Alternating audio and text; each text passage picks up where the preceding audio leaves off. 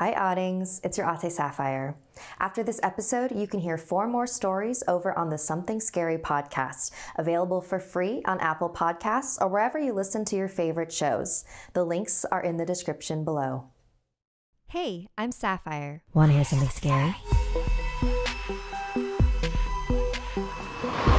Do this in memory of me. Our first chapter is inspired by a true story submitted by Audie. Recently, they stayed with their tia in Mexico, and when they asked her to make her famous pozole, this is what she told them. I will never eat pozole again.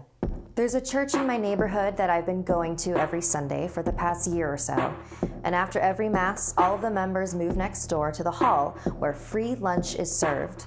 Every week, it's the same delicious pozole, a traditional red stew with pork and vegetables, and it's all prepared and provided by Lupe Espinosa, a kind young woman. Lupe had been involved in the church long before I became a member.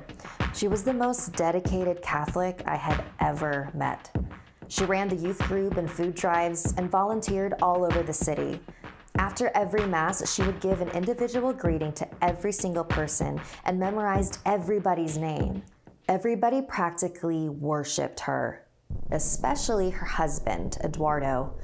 He was also involved in the community, but even he knew he wasn't as beloved as Lupe. Personally, I was always slightly creeped out by how intense they were. Lupe never broke eye contact with you when you were speaking, and Eduardo treated Lupe like she was a god.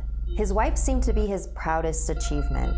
But they both did so much good in the community, it felt wrong to think ill of them, even though they both seemed a little off. One thing was for sure, their pozole was divine.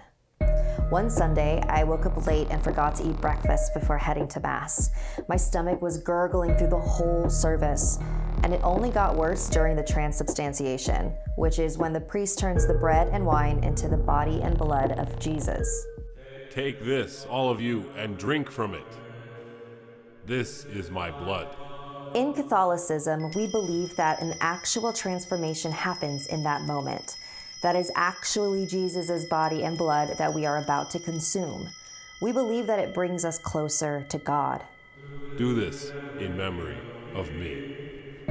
The second Mass was over, I rushed over to the hall to get in line for food. Maybe it was because I was extra hungry that day, but the pozole was even better than I remembered.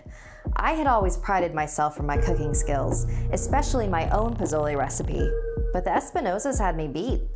I decided to ask Lupe about it. Your pozole is the best I've ever had. What's your secret? Lupe stared into my eyes, smiled, and delicately placed a hand on my shoulder. Just God's love.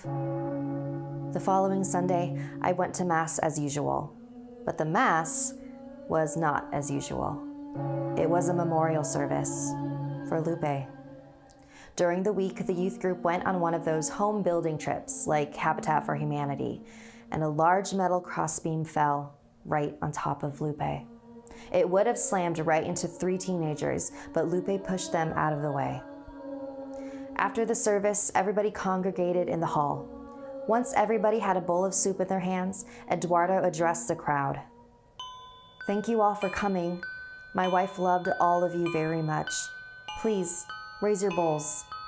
Take this, all of you, and drink it. To Lupe. Everybody took a sip. We all took our seats and continued to eat the pozole. But it tasted a little different. Not worse, just different, which made me realize that Lupe was probably the better chef, not Eduardo. I was nearing the bottom of my bowl, so I picked it up and slurped the rest. All that was left was a small chunk of meat. I went to stab it with my fork, but it was surprisingly tough. I continued to stab it, and in doing so realized that it was a thumb. A goddamn human thumb with a bone still inside. I screamed and immediately started gagging. I threw the thumb onto the table. Everyone around me gasped in horror and disbelief. I turned to Eduardo and shouted, "What did you feed us?" He simply stared back, raised his hands and said, "She died for others.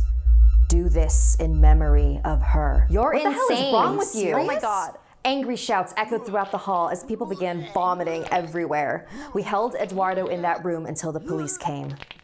I didn't do anything wrong. You should be grateful. We're all closer to God. Want more Something Scary? You can hear 4 more stories over on the Something Scary podcast, available for free on Apple Podcasts or wherever you listen to your favorite shows. The links are in the description below. If you'd like to submit a story, send me an email at somethingscary@snarled.com. Like and share this video if it gave you the chills. And don't forget to subscribe to Snarled and turn on the bell for notifications.